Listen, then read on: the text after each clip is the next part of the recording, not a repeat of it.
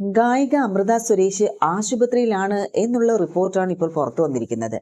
സഹോദരിയും ഗായികയുമായ അഭിരാമി സുരേഷാണ് ഈ ഒരു കാര്യം വെളിപ്പെടുത്തിക്കൊണ്ട് രംഗത്ത് വന്നത്. ഏറെ ദിവസങ്ങളായി സോഷ്യൽ മീഡിയയിൽ ബാല അമൃത വിഷയം ചർച്ച ചെയ്യപ്പെടുകയും മകളും അമൃതയും സൈബർ അറ്റാക്കിന് വിധേയരാവുകയും ചെയ്തിരുന്നു. ഇതിന് പിന്നാലെയാണ് അമൃത ആശുപത്രിയിലായ വാർത്ത പുറത്തു വരുന്നത്. എന്റെ സഹോദരിയെ ഇനിയെങ്കിലും വിധത്തിൽ ഉപദ്രവിക്കുന്നത് നിർത്തൂ. ഞാൻ നിന്നെ വെറുക്കുന്നു. അവളെ ജീവിക്കാൻ അനുവദിക്കൂ. നിങ്ങൾ ഇപ്പോൾ സന്തോഷവാനാണെന്ന് പ്രതീക്ഷിക്കുന്നു എന്നാണ് അഭിരാമി കുറിച്ചത്. ബാലയുടെ കയ്യിൽ നിന്ന് മുൻപേറ്റ ഉപദ്രവം കാരണം താൻ ഇന്നും ചികിത്സയിലാണ് എന്ന് അടുത്തിടെ അമൃത പറഞ്ഞിരുന്നല്ലോ. അന്ന് അടിയും തൊഴിയും കൊണ്ടതിന്റെ ആഘാതം വലുതായിരുന്നു എന്നും ഇടയ്ക്കിടയ്ക്ക് രക്തസ്രാവം ഉണ്ടാകുന്നത് കൊണ്ട് ചികിത്സയിലായിരുന്നു എന്നും ശരീരത്തിലെ പാടുകൾ കളയാൻ ഇന്നും ചികിത്സ ചെയ്യുന്നു എന്നൊക്കെയാണ് അന്ന് അമൃത പറഞ്ഞിരുന്നത്. ഞാൻ എങ്ങനെയെങ്കിലും ജീവിച്ചു പൊയ്ക്കോട്ടെ, കോടികൾ ഉണ്ടെങ്കിലും ഞാൻ എന്നെ സ്വന്തമായി ഒരു വീട് വെച്ചേനെ എന്നാണ് അമൃത പറഞ്ഞത്. ബാല അമൃത വിവാഹ ബന്ധത്തിൽ എന്താണ് സംഭവിച്ചതെന്ന് അമൃത നേരത്തെ പങ്കുവച്ച വീഡിയോയിൽ തുറന്നു പറഞ്ഞിരുന്നു. മകളെ ഇനിയും ഉപദ്രവിക്കരുതെന്ന് അതേ വീഡിയോയിൽ തന്നെ കരഞ്ഞപേക്ഷിക്കുകയും ചെയ്തിരുന്നു. ഇതിനു ശേഷമാണ് ബാല താൻ ഇനി ഒന്നിനുമില്ല, കളി നിർത്തുകയാണെന്ന് പറഞ്ഞുകൊണ്ട് രംഗത്ത് വന്നതും. എല്ലാവർക്കും നമസ്കാരം. കഴിഞ്ഞ വീഡിയോയിൽ ഞാൻ ഒരു വാക്ക് പറഞ്ഞിരുന്നു, ഇനി തൊട്ട് ഞാൻ ഒരു കാര്യത്തിലും സംസാരിക്കില്ലെന്ന്. ആ വാക്ക് ഞാൻ പാലിക്കുന്നുണ്ട്, ഇനിയും പാലിക്കും. So I respect the words spoken by my daughter.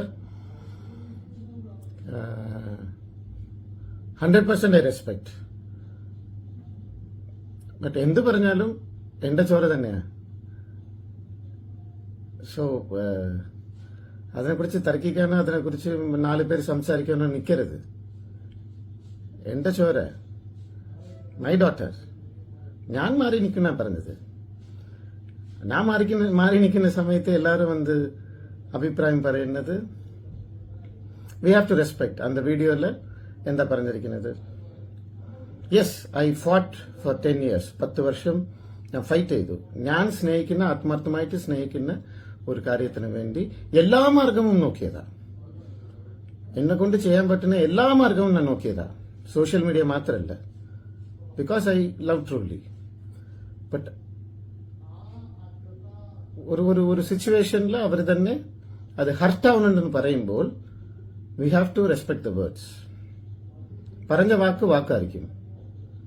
ഇത് പറഞ്ഞു കഴിഞ്ഞിട്ട് ഇപ്പൊ 3 ദിവസമായിട്ട് ആരാണ് ക്യാമ്പയിനിങ് നടത്തുന്നത്? സത്യമായിട്ട് എന്നെ വിളിച്ച ഒരു മീഡിയക്കും ഇന്റർവ്യൂ ഇല്ലെന്നും പറഞ്ഞു. ഞാൻ കൊടുക്കില്ല. ഇതിനെക്കുറിച്ച് ആര് ഇനി ചോദിച്ചാലും ഞാൻ നാവ് തുറന്ന് ഒന്നും സംസാരിക്കില്ല. ബട്ട് ആരിനെ അറിയാത്ത ആളുകൾ കുറെ പേര് വന്നിട്ട് ഈ ടോപ്പിക് എടുത്ത് വീഡിയോ ഇട്ട് ഒക്കെ സംസാരിക്കുന്നത് ജസ്റ്റ് ഫോർ ദർ പബ്ലിസിറ്റി. അവരെല്ലാവരും അവരുടെ കുടുംബത്തെ നോക്കട്ടെ. ഇപ്പോൾ ഒരു ബോക്സിംഗ് മാച്ച് നടക്കുന്നുണ്ട്. ആ മാച്ച് ഫൈറ്റ് ചെയ്തു ഫോർ മൈ ലവ്.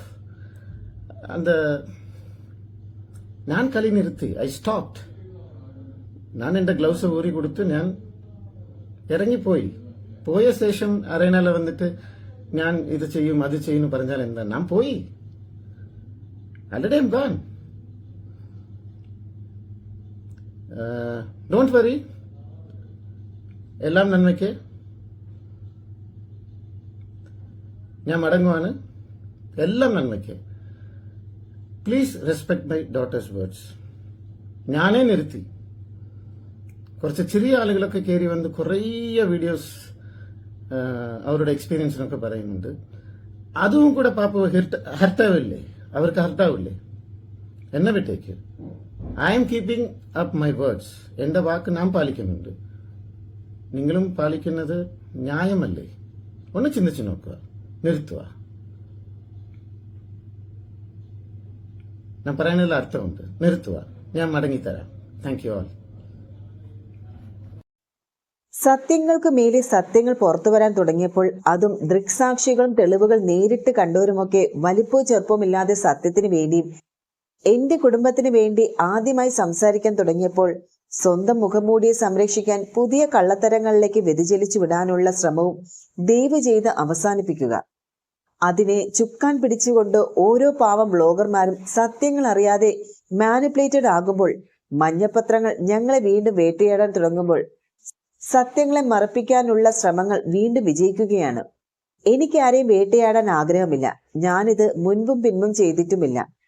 ഞാൻ കഴിഞ്ഞ വട്ടം പറഞ്ഞതുപോലെ ഇതിനെ ശക്തമായ നിയമ നടപടികളിലൂടെ നേരിടാനാണ് എന്റെ തീരുമാനം.